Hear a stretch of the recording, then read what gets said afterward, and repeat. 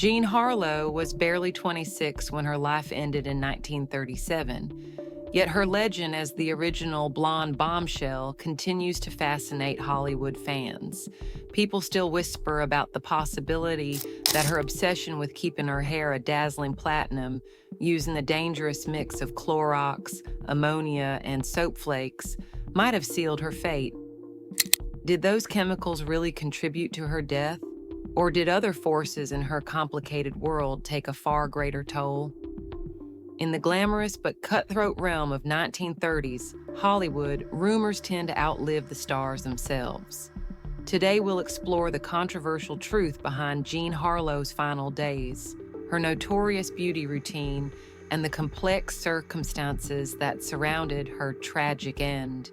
Medical experts of the era offered multiple explanations for the young actress's fatal decline. Some insisted her kidneys were the real culprit, while others suspected chronic stress, excessive drinking, or even the heavy metals in her hair-bleaching concoction. Regardless, the uncertainty only fueled the legend. Audiences then, and fans now, wonder why no one stepped in sooner when Harlow's health started to slip.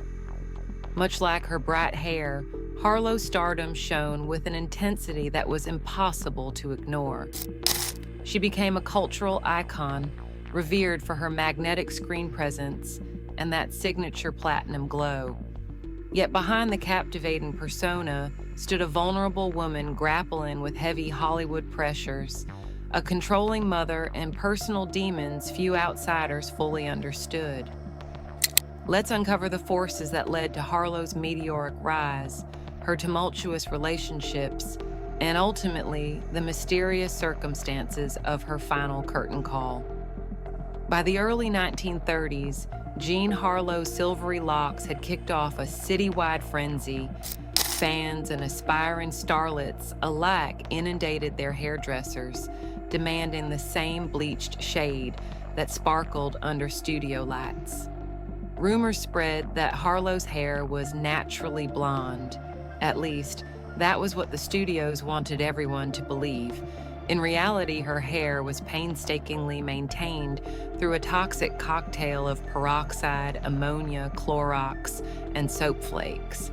The process caused her scalp to blister, scab, and peel. Despite the danger, Hollywood sees this distinctive look as an opportunity to brand Harlow as the ultimate blonde bombshell. Producers recognized that her platinum aesthetic wasn't just an alluring novelty. It was a powerful marketing tool that could fill theaters. Magazines ran features urging women to try to duplicate Harlow's shade at home. Cosmetics companies rushed to release bleaching kits promising that coveted Jean Harlow Platinum. Even Howard Hughes, ever the savvy showman, allegedly orchestrated a promotional gimmick called the Platinum Blonde Club, challenging stylists to match her hue for a lucrative reward. No one succeeded in replicating it to the studio's satisfaction. Behind the scenes, Harlow discovered that maintaining her trademark hair color was more than a style statement. It was part of her contract obligations. MGM, like many old Hollywood studios, had a vested interest in shaping and preserving their stars' public images.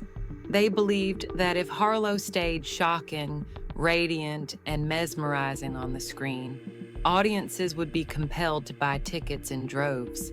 And for a while, that was exactly what happened.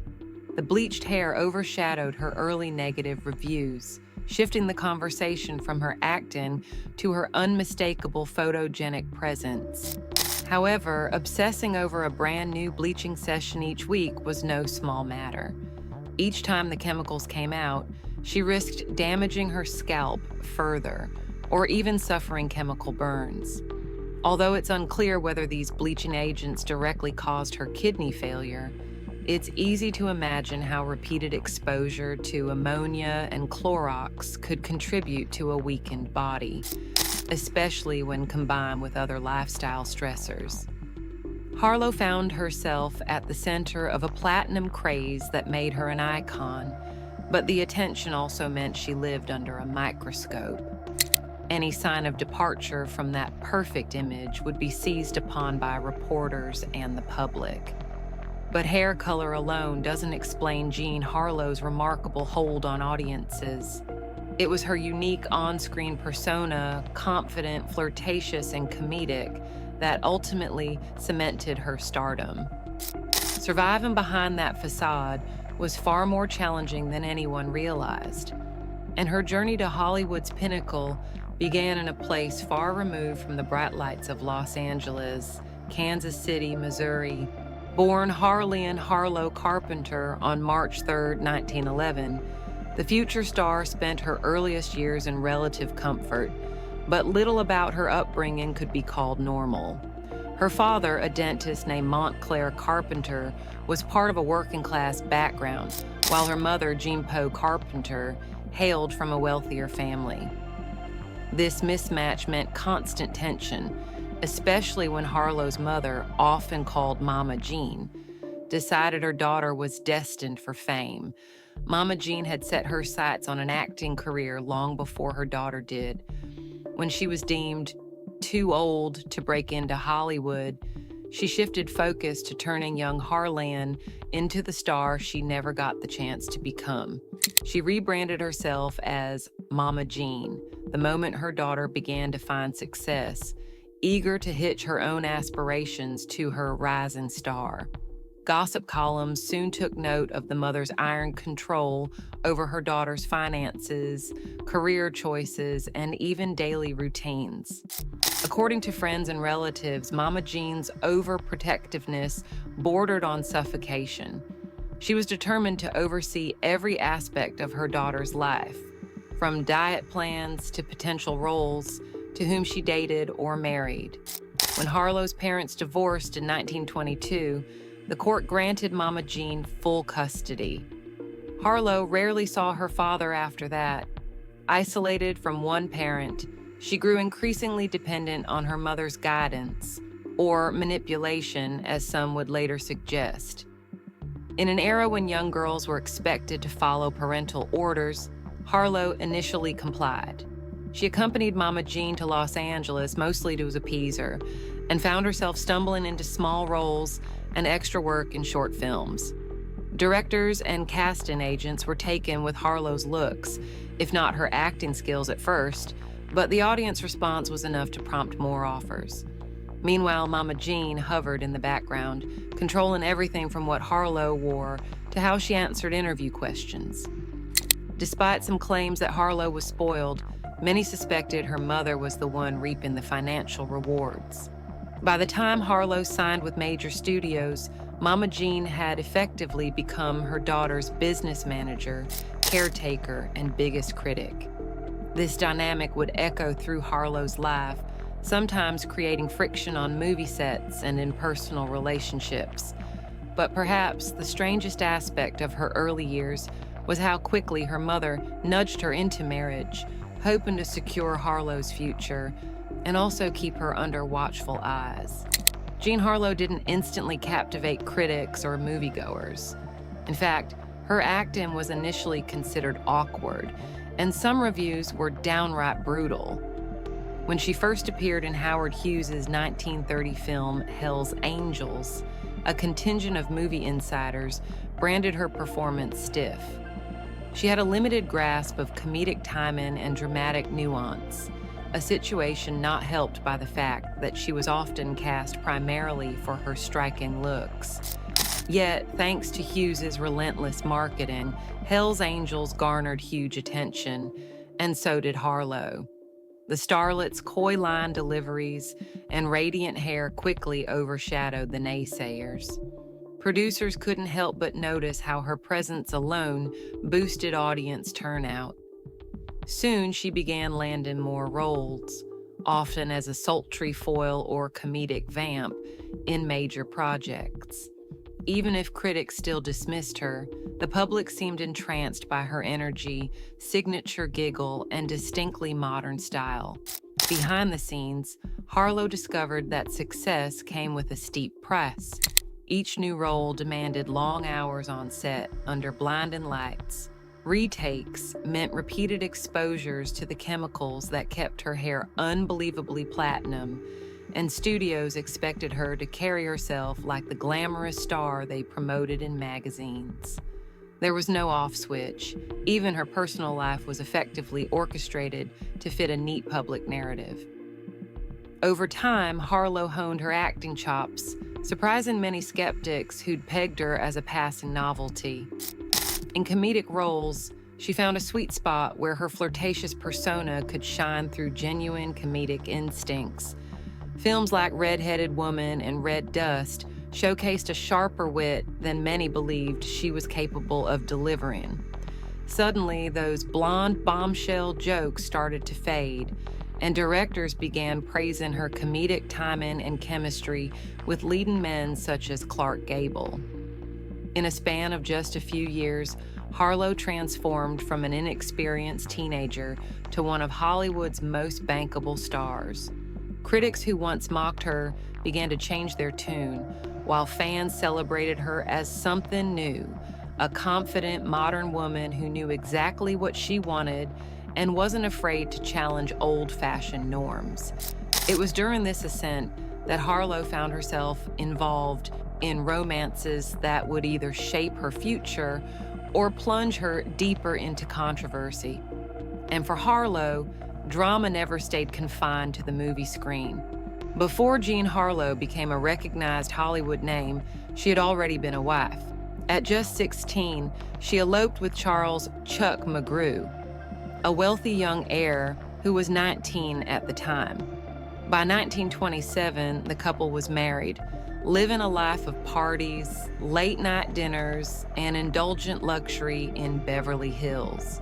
Both indulged in frequent drinks, earning a reputation for heavy partying in an era when prohibition was supposedly keeping America sober.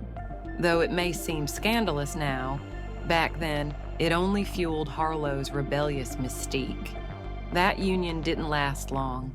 By 1929, they divorced, leaving Harlow free to dive deeper into the Hollywood scene. As her star rose, she soon attracted the attention of Paul Byrne, an MGM producer with a knack for spotting talent. Byrne was one of the few figures in her orbit who seemed genuinely invested in her growth as an actress, beyond her bombshell image. He nurtured her career, offered advice, and even softened the sharp edges of her public persona. Their relationship eventually led to marriage in 1932. Then came the scandal that rocked Hollywood. Just 2 months after their wedding, Byrne was found lifeless in the couple's Los Angeles home. Officials reported a single gunshot wound. A cryptic note at the scene implied remorse, with Byrne expressing regret for some terrible wrongdoing. Some suspected he had offed himself, possibly due to personal secrets he could no longer hide. Others whispered about possible foul play, especially when word spread that Byrne's ex-lover, Dorothy Millette, also died under suspicious circumstances days later. Conspiracy theories abounded, and the rumor mill churned nonstop. Was Byrne hiding a secret life? Did the powerful MGM studios orchestrate a cover-up to protect Harlow's squeaky clean image?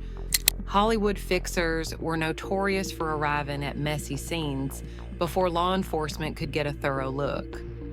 Some alleged that evidence was removed or tampered with to ensure Harlow wouldn't be implicated in anything that could tank her career. Even though she was soon cleared of any wrongdoing, the air of mystery never fully dissipated. People debated whether Byrne truly ended his own life or if someone else had a hand in it. Harlow, at just 21, was left to navigate a scandalous storm. MGM insisted she keep working, partially to distract the public with her on-screen performances and partially to separate her from any direct ties to the tragedy. Despite the heartbreak, she complied. And before long, she found yet another high-profile relationship, this time with actor William Powell. But while her personal life spun from one headline to the next, an even darker battle was brewing within her body. If her mother's demands 2 failed marriages, and a sensational scandal weren't enough, Jean Harlow also battled the relentless pressure of being one of MGM's top moneymakers. Hollywood's golden age studios were famously controlling, often dictating a star's public image, personal life, and daily schedule. So when Harlow complained of chronic aches, fatigue, or other illnesses, she was typically told to push through. After all, time off meant lost profits, and a disappointed audience might move on to the next big star. As her fame grew, so did speculation about her off-camera habits. Some insiders insisted she was prone to heavy drinking, a habit first observed in her marriage to Chuck McGrew. Others said she turned to drinks primarily at social functions to keep up appearances.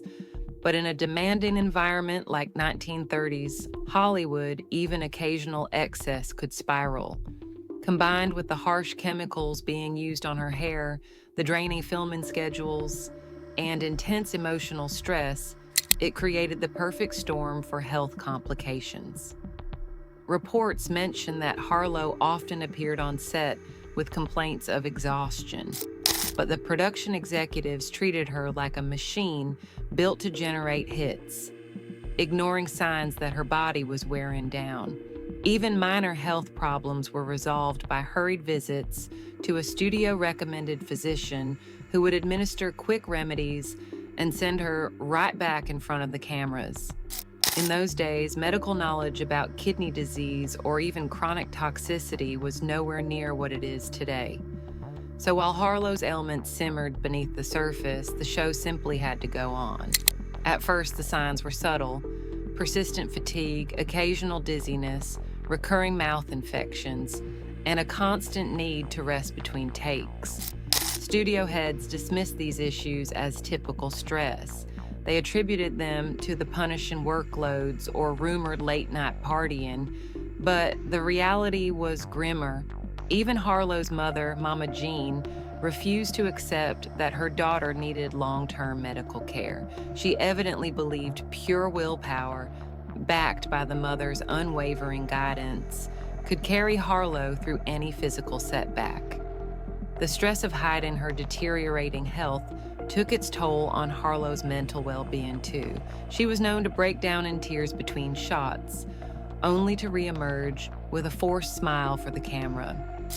Year after year, as she fought to maintain her star status, the internal damage worsened. By the time it became undeniable that something was seriously wrong, the situation was already dire. In 1937, while filming Saratoga opposite her frequent co-star Clark Gable, Jean Harlow's fragile condition went from concerning to alarming. Her face appeared swollen and puffy, a far cry from the vibrant presence fans had grown accustomed to. She complained of severe pain in her side and abdomen. On set, she repeatedly needed breathers, and some crew members recalled that she was too weak to stand for extended periods. Despite these glaring red flags, the studio pushed her to keep working because halting production would cost them a fortune. Not even Harlow's close friend and co-star Clark Gable could ignore how ill she looked. According to on-set accounts, Gable reportedly insisted that MGM bring in better medical treatment for her, only to be brushed off. Eventually, when her condition deteriorated further, she was examined at a local hospital. Initially, doctors suspected a gallbladder infection or something along the lines of influenza, but no conventional remedy seemed to help. Time was running out. Harlow's kidneys were failing, a diagnosis that was both serious and often fatal in the 1930s. Medical technology at the time provided few long-term options for renal failure. Dialysis was not the standard procedure it is now, and transplants were unheard of. The fact that her body had been under constant stress from the bleaching regimen, intense filming schedules, stress-related drinking, and possibly other undisclosed factors only made matters worse. On June 6, 1937, she slipped into a coma. The next morning, she was gone. Officially, the cause was cited as uremic poisoning, a result of kidney failure. She was just 26, leaving behind a film in mid-production and legions of fans in utter disbelief.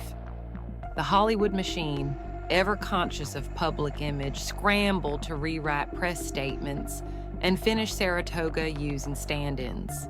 The final version of the film was released posthumously, serving as a somber reminder of how swiftly Tinseltown could turn heartbreak into profit. The rumor about hair dye being the direct catalyst for her death popped up shortly thereafter. While her bleaching practice may have been harmful in the long run, most modern experts posit that kidney failure was the real threat. Yet the story of Clorox, ammonia, and frequent bleaching had shock value that stuck in people's minds. It didn't help that the studios had often downplayed her suffering, leaving fans searching for a more tangible explanation. The sudden nature of her death at such a young age fed the myth that an external substance, rather than an internal illness, must have been the culprit. Jean Harlow's untimely departure sent shockwaves through Hollywood. Overnight, she went from a living, breathing starlet to a revered legend whose life story became the stuff of rumors and speculation. People debated whether she had been a victim of her mother's control and influence, whether MGM had pushed her too hard for profit, or whether she could have been saved with better medical intervention. Studio executives moved quickly to protect their brand, and by extension, Harlow's image. They issued statements mourning her passing, but also emphasized that her star would shine forever. Fans wrote letters by the thousands, demanding answers and calling for tributes. Many found it difficult to accept that someone so radiant could succumb so swiftly. Some clung to the sensational idea that her bleaching regimen was fatally poisonous, ignoring the more plausible explanation that kidney disease and possibly years of stress and exhaustion led to her downfall. For decades, the Clorox rumor has endured, frequently cited in tabloid-like retrospectives or used as a cautionary tale against extreme beauty practices. Modern historians generally argue that while harsh chemicals undoubtedly compromised her health, they were unlikely the sole factor in her kidney failure. Still, the legend has a life of its own, capturing the public's imagination. It's far easier to blame something concrete, like ammonia or bleach, than to dissect the complexities of a failing medical system, personal lifestyle choices, and the exploitation by a powerful film industry. Today, Harlow remains a symbol of 1930s Hollywood glamour. She paved the way for future blonde bombshells like Marilyn Monroe, who famously idolized her. Monroe even once hoped to portray Harlow in a biopic, but turned down the role after reading what she felt was a trashy, exploitative script. Ironically, some fans note parallels between the two women's fates. Both died young, leaving a swirl of unanswered questions in their wake. Even in an industry built on illusion, Jean Harlow's life stands out for its mix of radiant success and underlying tragedy. She shot to superstardom, overcame early critical mockery, and turned a single shade of hair color into a cultural phenomenon. Yet beyond the glow of her platinum locks lay a person dealing with relentless studio demands, personal heartbreak, and mountain physical ailments that the medicine of her time struggled to diagnose or treat. Was her death caused by a toxic brew of Clorox and ammonia? Or was it the result of deeper issues, overwork, high stress, poor medical care, and a life spent under the thumb of a mother determined to relive her own dreams of stardom? The truth likely lies somewhere in the blurred space between. Medical facts suggest her kidneys gave out first, but the bleaching routine probably did no favors to a body already pushed to its limits. Jean Harlow's story is a powerful reminder of how quickly Hollywood can turn a bright star into a flicker of the past, and how easily fans latch onto sensational tales to make sense of an unexpected loss. She left us with unforgettable movies, a style that sparked endless imitation, and a legend that only grows with time. Perhaps we'll never know every secret behind her final days, but it's clear that her influence goes beyond simple curiosity about a bottle of bleach. Hers is a story of a young woman caught in the gears of an entertainment machine, forever haunted by speculation over what truly ended her life. And to this day, the question remains: did Hollywood's original blonde bombshell pay the ultimate price for her gleaming, camera-ready image, or did the system surrounding her fail to protect one of its brightest talents?